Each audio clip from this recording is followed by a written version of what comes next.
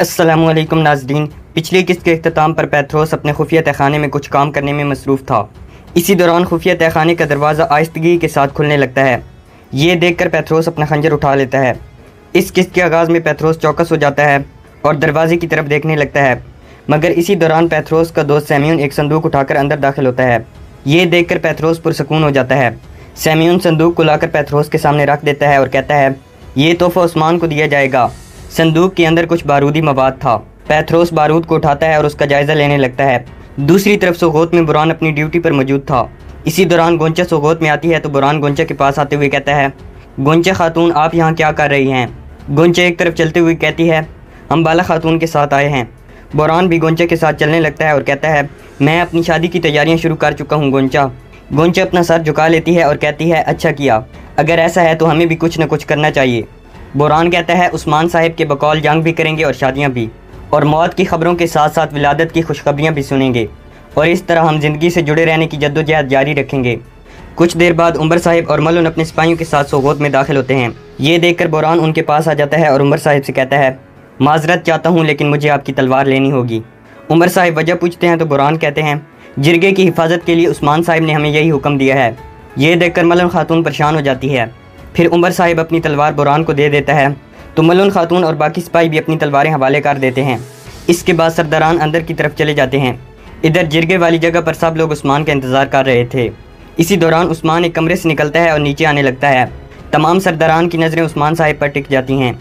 नीचे आकर उस्मान अपने सीने पर हाथ रखता है तो तमाम सरदारान भी अपने सीने पर हाथ रख लेते हैं। उस्मान सब लोगों को खुशामदीद कहता है और इसके बाद सब लोग बैठ जाते हैं। उस्मान अल्लाह के बाबरकत नाम से जिरगे का आगाज़ करता है और सब लोगों की तवज्जो अपनी तरफ दिलाता है। दूसरी तरफ तोगाई भी खुफिया तहखाने में आ जाता है। उन्होंने बारूद का एक बम तैयार कर लिया था। पैथरोस बारूद को जलाने के लिए एक चीज़ तोगाई को देता है और कहता है, तुम इसे कैसे फेंकोगे? तोगाई वो चीज़ पकड़ लेता है और उसे अपनी छड़ी में डाल देता है। फिर तोगाई फूंक मारता है तो वो चीज़ दीवार में जाकर लगती है। ये देखकर पैथरोस और सैम्यून हैरान हो जाते हैं। इसके बाद पैथरोस अपने हाथ एक और बारूद में डालते हुए कहता है, ये उड़ने वाली आग है। ये आग उस्मान के एतबार को भी उड़ा ले जाएगी। तोगाई एक कागज़ की मदद से उड़ने वाली आग को अपने बारूद में शामिल करने लगता है। दूसरी तरफ उस्मान जिरगे के सरदारों से खिताब करते हुए कहता है, ओ गौस खान की मीरास मेरे बहादुर खूनी भाइयों, आप सब ने मेरी दावत कबूल फरमाई।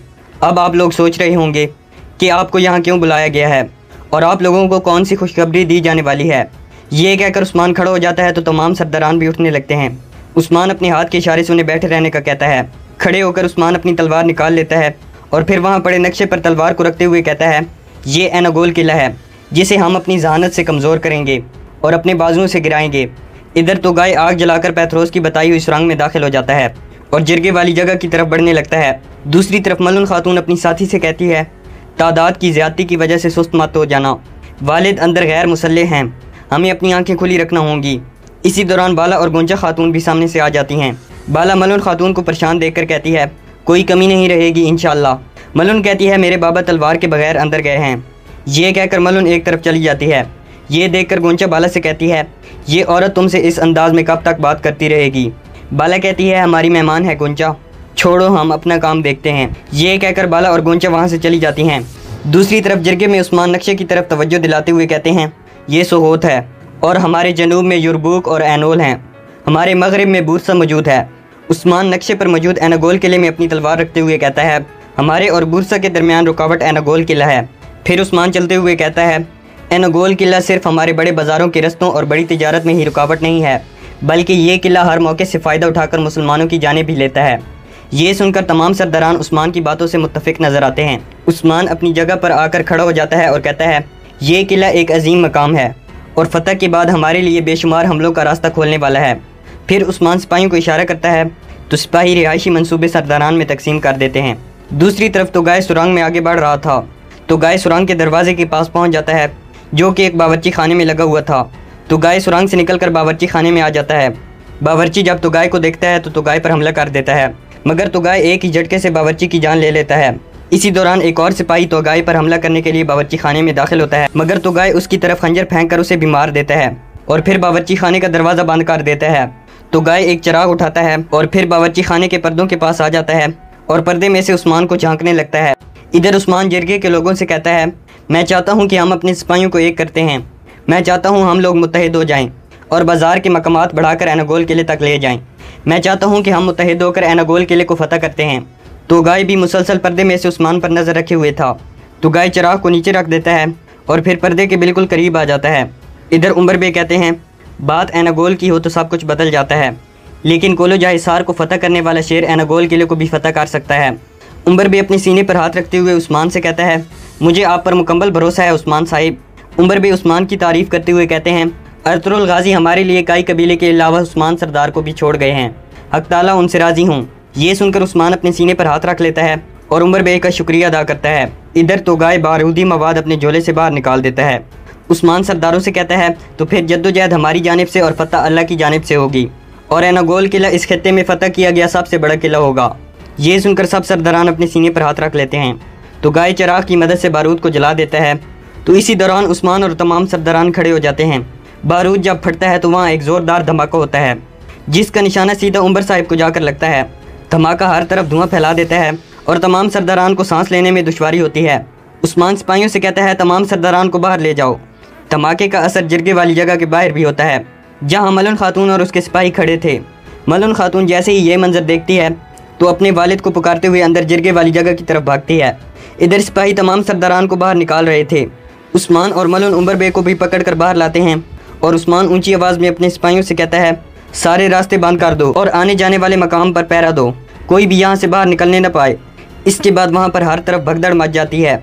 जिरगे वाली जगह पर बोरान और जारकुताई मौजूद थे। जिरगे वाली जगह को आग लग जाती है और वो मकाम जलने लगता है। जारकुताई बोरान से कहता है, ये बारूद कहाँ से आया है? बोरान कहता है, चलो अभी यहाँ से निकलो भाई, हम इस बात का पता लगा लेंगे। ये कहकर बोरान और जारकुताई भी वहाँ से बाहर निकल जाते हैं। मलन खातून ऊंची आवाज़ में कहती है, हकीम को बुलाओ। उस्मान के सिपाही चारों तरफ फैल जाते हैं और हर जगह पर पहरा देने लगते हैं। मलन ऊंची आवाज़ में कहती है, हकीम कहाँ रह गया है? उस्मान जिरगे वाले मकाम को देखकर हैरानी से कहता है, कौन हैं ये लोग और क्या चाहते हैं? उस्मान के कुछ सिपाही पानी की बाल्टियां भरकर लाते हैं और जिरगे वाली जगह पर लगी आग को बुझाने लगते हैं। इधर उमर साहिब कहते हैं, बेटी अब कबीला आपके हवाले हुआ। ये कहकर उमर साहिब की आंखें बंद हो जाती हैं। ये देखकर उस्मान और मलन परेशान हो जाते हैं। उस्मान उमर साहिब को लगी एक तीरनुमा चीज़ निकालते हुए कहता है, ये किस काफिर की साजिश है? इसी दौरान तोगाई एक दरवाज़ा खोलता है और सिपाहियों का हजूम देख कर कहता है, उमर साहिब का काम तमाम हुआ। ये कहकर तोगाई हल्की सी मुस्कुराहट देता है और फिर दरवाज़ा बंद कर देता है।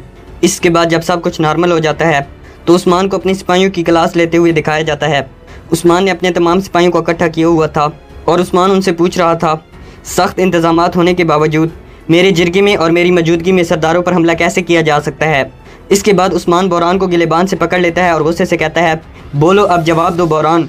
बोरान अपना सर झुकाता है तो उस्मान बोरान को छोड़ देता है। फिर उस्मान उस चीज़ को देखता है जो पैथरोस ने तोगाई को दी थी और जिसके ज़रिए उमर बे का निशाना लिया गया था। कुछ देर सोचने के बाद उस्मान बमसी साहिब और अपने भाइयों को अपने पास बुला लेता है और उन्हें वो चीज़ दिखाते हुए कहता है, हम दर्दों क्या ये दुर्गा का निशान है। बमसी साहिब उस चीज़ को पकड़ लेते हैं और इस चीज़ पर बने दुर्गा के निशान को देखने के बाद कहते हैं, ईवाज सरदार ये सब नहीं कर सकते उस्मान।